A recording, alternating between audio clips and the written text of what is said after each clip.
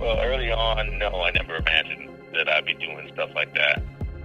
But as I started to really gain interest into photography and making it a business, that became a goal. You are now listening to the BV Mobile Apps Podcast. The show is designed to help you grow your mobile app audience and get advice from experts in your industry. Now, here's your host, Sean Garvey. Hey, what's going on, family? It's the architect himself, Sean Garvey, the host of BV Mobile Apps Podcast. Thank you so much for tuning in to this edition of the podcast. We hope you enjoyed it. Now, if you want to learn more information about BV Mobile Apps, or if you are in the market of getting your app customized, what are you waiting for? Go to their website right now, bvmobileapps.com. That's bvmobileapps with an S at the end.com. Get your app customized today, bvmobileapps.com. I do have the opportunity and the pleasure of talking to a professional photographer on the telephone lines. He is the owner of Red Carpet Images. He is also one of the very first clients of BV Mobile Apps when he started with his partnership with BV Mobile Apps in 2011. And let me tell you something about his company. His company focuses on capturing images on the red carpet at major events such as the BET Awards, Essence Festivals, the Soul Train Awards, just to name a few. And a fun fact about this gentleman, he is a graduate of the University of Michigan. He is on the telephone lines to talk about some great information about how you can turn photography into a career. On the phone lines, we have the owner of Red Carpet Images, Mr. Aaron Thornton. Good day, Aaron. How are you doing? Hey, Sean, I'm doing well. How are you doing today? Hey, I am doing just great. I'm doing just lovely. And it is such a pleasure to have a photographer on the telephone lines. I always wanted to do photography in my earlier years of radio broadcasting, but I never had the chance to really become serious in photography. So it's great to have a professional photographer on the telephone lines to talk to our aspiring photographers about how to turn their passion of photography into a career. So before we go any further, I want to talk about the genesis of how you became a photographer. How did you get into photography? Oh, wow. Gosh, I can't even remember how I got started. It was so long ago. I think when I was just young as a teenager, I enjoyed taking pictures, and I would go out and buy the little disposable cameras at the time and the film cameras. And anytime my family would do an event, I would be the one taking pictures or even video as well. And for the most part, I just started shooting. I just developed a love for shooting, and I remember running to the stores to get my film developed with excitement to see what I captured and how my pictures looked. Mm-hmm. And it just went from there. Mm-hmm. Now, when you talk about the disposable cameras, because I clearly remember using the disposable cameras before when I was a kid, what brand was it at the time? Was it the Kodak disposable camera? Yeah, you know what? That's been so long ago, too, I can't even remember it, but I think it was like the Kodak disposable cameras that you would get from, like, the drugstores or even camera stores, and then I would just take those things everywhere I would go. Whether it was a vacation or, like I said, a family event, I found myself at home just shooting objects like, my family had pets, so shooting pets, just being outside and, just shooting anything I could see and just practicing. Okay. Now, there's a well-known gentleman by the name of Gordon Parks. He was a famous, iconic photographer who ended up becoming a movie director. He was also famous for the movies that he directed. Any influences that inspired you to be a photographer? So, I'm seeing Gordon Parks' work, and to be honest with you, there's a number of other famous photographers out there. I don't know if I would say that any of them really influenced me so much. I think just having a love for shooting and, again, looking to find out what I've captured later on. That just kind of helped get me started. And even today, there's photographers out there that I look at their work, and sometimes, I'm amazed. I look at how they compose the picture or what they've done, and on occasions I'll try to mimic that. Mm-hmm. But for the most part, it's just, I think photography is a creative type of work. And so you really just have to, whatever your mind is, you have to have that creative kind of mind, and whatever, it's kind of like the person that captures the images, that's what they like, and everybody's a little bit different. So each of those photographers out there, they have their own kind of way of doing and capturing work, and so it's going to be a little bit different. So I can't really put anything onto one particular photographer or not out there that's, really guided and give me direction.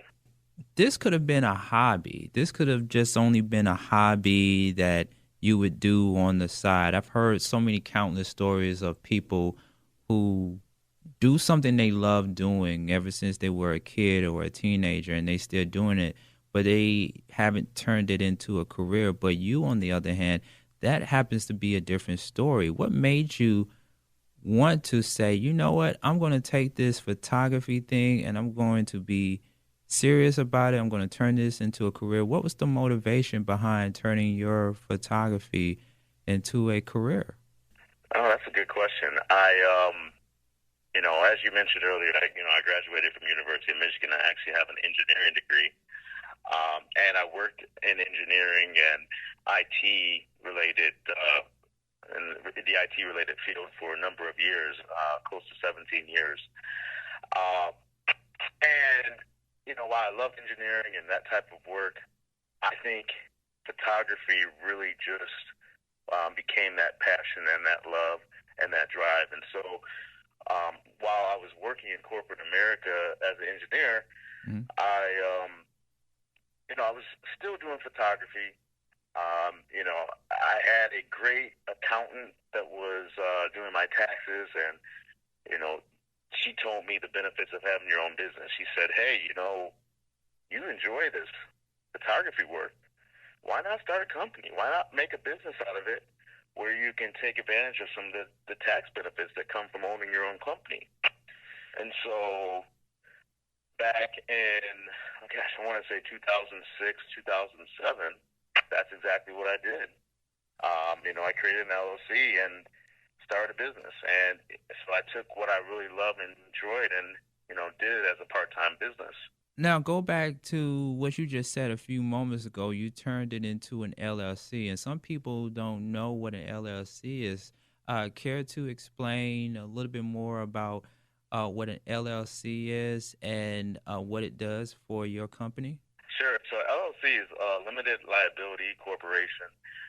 It's basically a legal entity for businesses, and it's a type of legal entity. There are other ones out there like S Corps and C Corps, but the LLC seemed to fit me for what I was doing as a small business. And some of the benefits, obviously, in order to claim different tax benefits each year, you have to have a legal entity. In order to get a bank account, a business bank account, you have to have a legal entity created.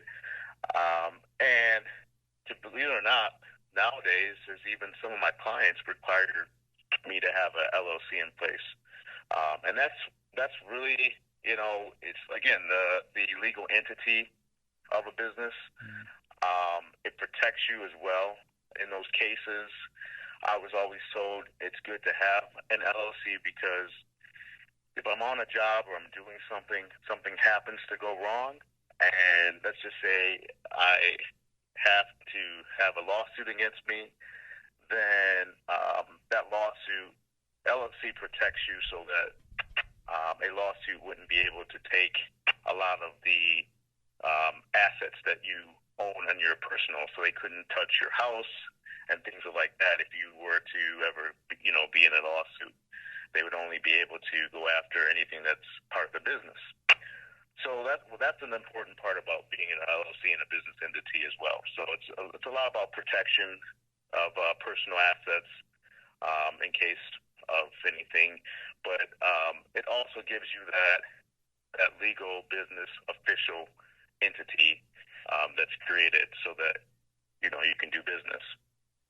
Okay, so let's talk about freelance jobs, because you did later on take on some freelance jobs. How were you able to secure freelance jobs from major companies? So, yeah, freelance jobs. I am a freelancer, and most of my work is freelancer.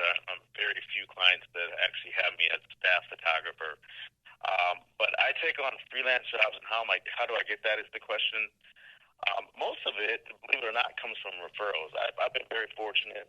I think over my last say 12 years of doing photography professionally, that when people will utilize me and my services, and if they like the work, then I often get a lot of referrals.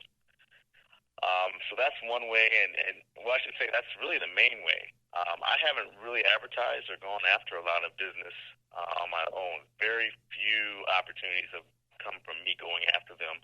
A lot more has come from referrals. Specifically for those who are new or don't know too much about freelance jobs, what exactly are freelance jobs? So freelance jobs are basically where you're your own entity coming in and taking on a job as basically a contract basis. So you're not employed by a particular company as an employee. You're basically doing contract work with them. So they will contract you and hiring you to come in and do some type of photography work. And at the end of that event or the end of that job, you pretty much separate and you go and take on other jobs. You're not bound by anything to continue to just do work for them. Now, for those who are just tuning in to the BV Mobile Apps podcast with yours truly, the architect Sean Garvey, we are talking about how to turn photography into a career. And we talking to a professional photographer by the name of Aaron Thornton. He's the owner of Red Carpet Images.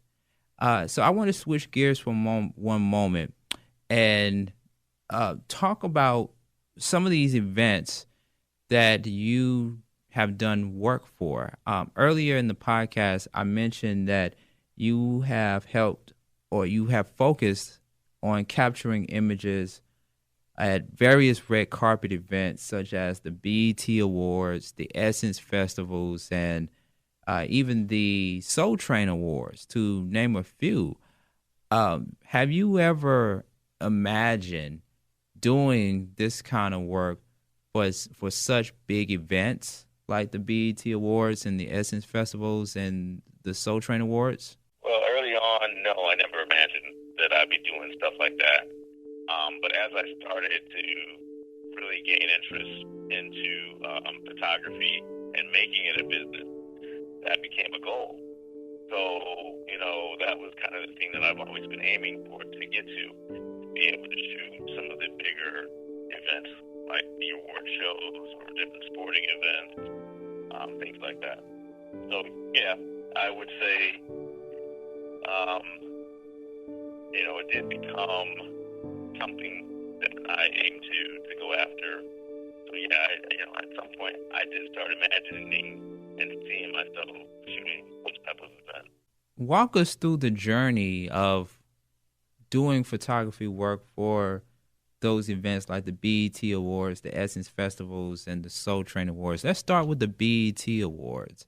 You've done some photography work for the BET Awards. Exactly which year did you do photography for the BET Awards? Because, the BET Awards has been around for a decade, and we're in a new decade right now. But it started a decade ago. So exactly which year did you help cover the BET Awards? Yeah, so BET Awards has been around for a while. When I first started and put together my entity, my legal entity as an LLC, as a company, Again, that was kind of my aim and my goal was to shoot at some of these events and do work for them. And so, that was back in 2007 time frame. So the first BET Awards that I shot, I believe, was 2008. And I've been shooting just about every year since. So it's been about, 11 years now of shooting BET Awards. And, you asked the question of how I got started working and shooting with the BET Awards. Mm-hmm. I've shot in different capacities. So, when I first started out, well, let me even start with when I first started my company, and that was a goal. I learned the process that you have to go through to apply for credentials and access to shoot, to even be on site to shoot at some of these award shows like BET. And the first couple of years, I would apply and I would get denied. Mm-hmm. And, it was frustrating, but I think one thing that has led to my success over the years is I never gave up. So I get denied, and then the next year, I would go back and apply again. Now, over that year, I would also talk to some of the people that made those decisions to find out, hey, what is it that you're looking for? What is it that I need? What is it that I don't have that I need to get approved for a pass or a credential to cover this stuff? Mm-hmm. And, they would give me some different insights and things such as, well, you know what, you need to be affiliated with a magazine or a newspaper or some other press publication of a larger magnitude. And so, over the next couple of years, that's exactly what I did. I started to reach out to different publications and started to partner and be affiliated with some of these other press outlets. Mm-hmm. And so from that, I was able to get access to the BET Awards and other events. And my outlet, Red Carpet Images, partners with a lot of these other press outlets. And that's just strengthening my brand and also getting name recognition and branding. And so that's helped me nowadays to get into some of these events on my own.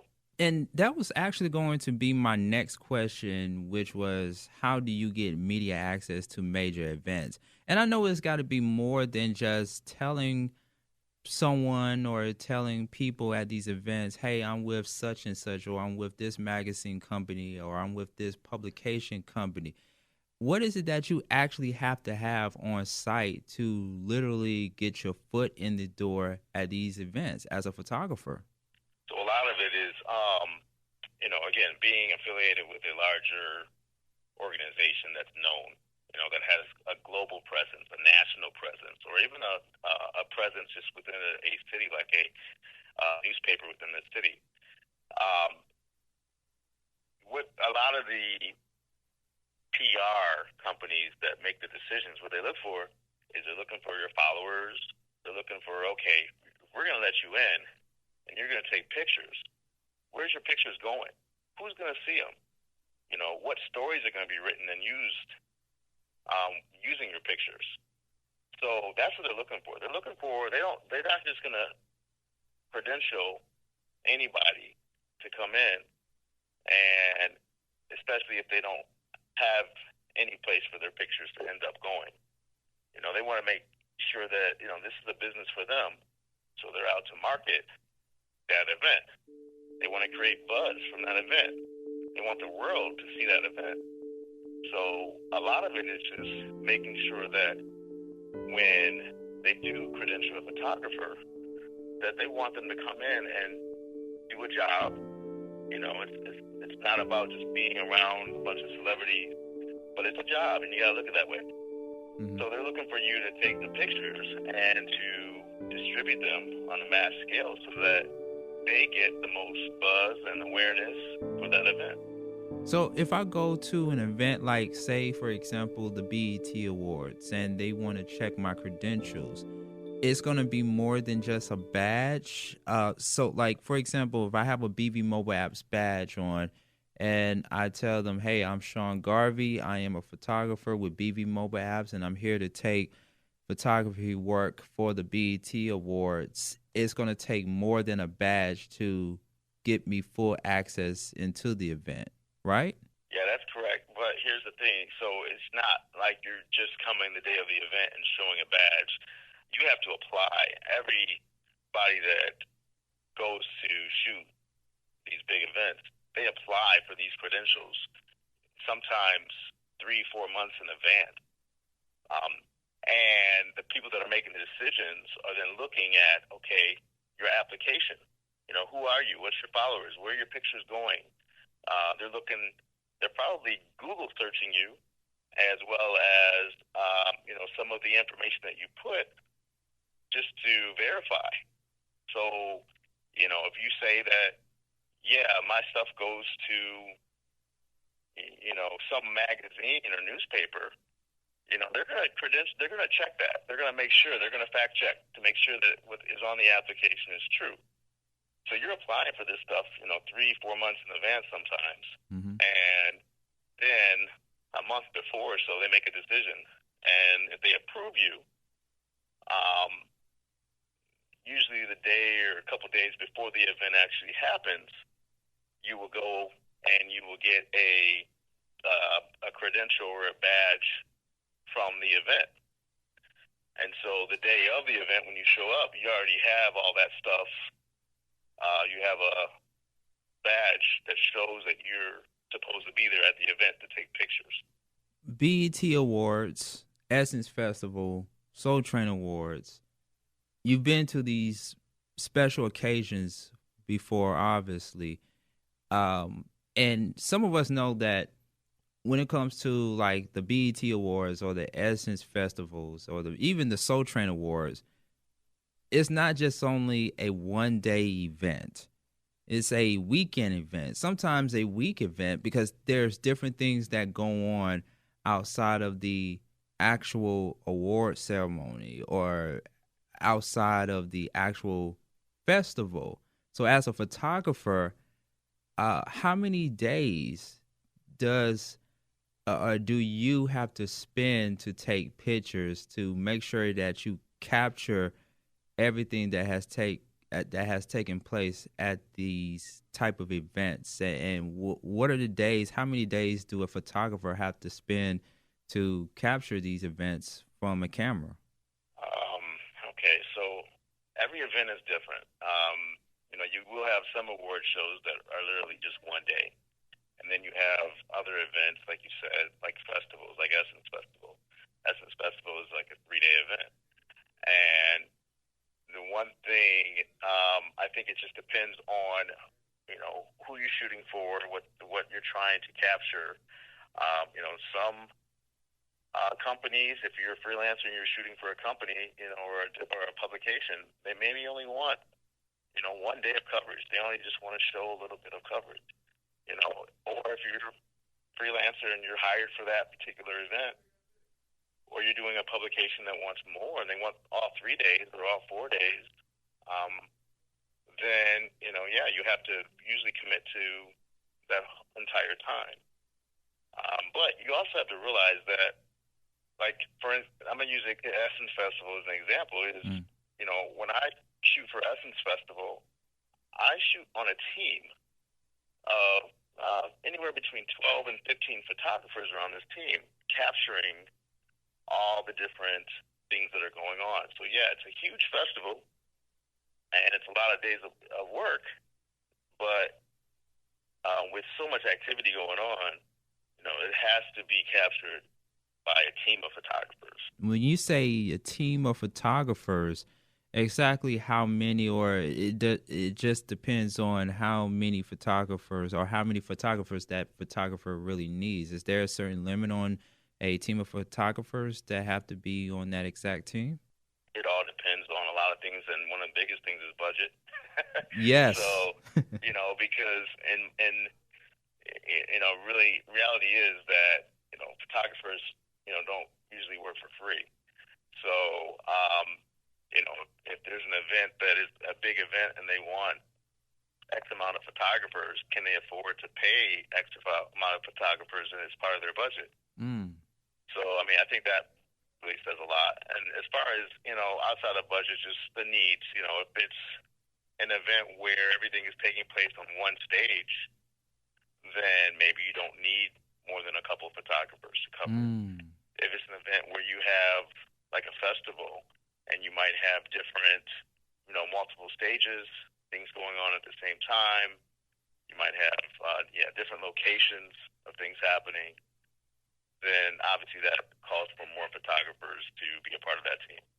What about interns? Are interns welcome to help you and your team get the right type of pictures, the right type of work you all need? Are interns welcome? So I don't really see a lot of interns.